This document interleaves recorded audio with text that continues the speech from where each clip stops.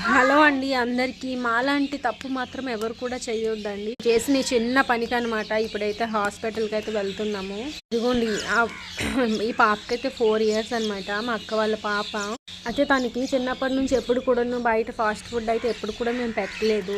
ఏదైనా కావాలన్నా సరేను ఏదో ఒక విధంగా వచ్చినట్టు ఇంట్లోనే ప్రిపేర్ చేసి అయితే ఇచ్చేవాళ్ళం అనమాట. కానీ ఇంకా చలికాలం కదా, చలిగా ఉందనేసి బయట నూడిల్స్ ఉంటుంది కదా, ఆ నూడిల్స్ అయితే మేము తినాలని అయితే తెచ్చుకున్నాం అనమాట. మేము కూడా ఇప్పుడు తెచ్చుకోం కానీ తెచ్చుకున్నాము. అయితే ఇంకా పాప ఎప్పుడూ తినలేదు కాబట్టి దాన్ని చూసాక ఇంకా టేస్ట్ బాగుందనేసి తింటానంటే సరే ఒకసారికే కదా అనేసి అయితే ఇచ్చామన్నమాట.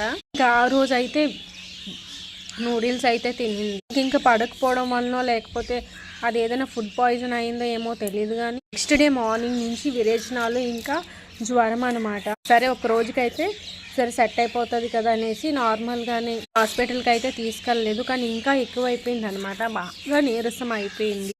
ఇదైతే మొన్న అయితే జరిగింది. ఇదిగోండి హాస్పిటల్కి అయితే తీసుకెళ్తున్నాము. అందుకే నేను ఏం చెప్పాలి, మీ ఇంట్లో కూడా చిన్నపిల్లలు ఉంటారు కదా, చిన్నపిల్లలకి ఎవరికి కూడా బయట ఫుడ్ ఎప్పుడు కూడా ఇవ్వద్దని. ఎందుకంటే అది ఎప్పుడు ఎలా ఉంటుందో మనం చెప్పలేం కదా.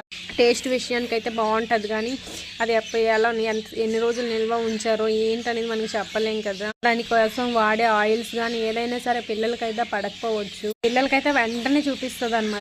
మా శ్రీకాకుళంలో ఉన్న A1 హాస్పిటల్ అనమాట. ఈ పూజకు వచ్చేసి చిన్నప్పటి నుంచి కూడాను ఇక్కడికి తీసుకొస్తాము. అయితే డాక్టర్ అయితే చూసారు. ఒక 5 days అయితే మెడిసిన్ ఇచ్చారనమాట. అలాగే వెయిట్ కూడా చెక్ చేసాము. 15 kg చిన్న గొర్రె పిల్ల అంత ఉంది. పూజ యాక్టివ్గా ఆడుకునే పిల్ల. ఒకసారి లేకపోతే ఎంత బాధ అనిపిస్తుంది కదండి. ఇంట్లో ఇంకా మా అందరం కూడా అనమాట టెన్షన్ అయితే పడ్డాము.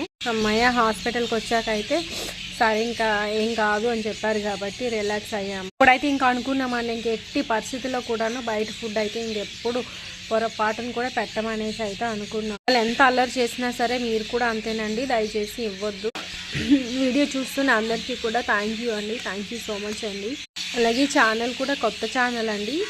మీకు నా వీడియోస్ ఏమైనా నచ్చినట్లయితే సబ్స్క్రైబ్ చేయడం మాత్రం మర్చిపోకండి.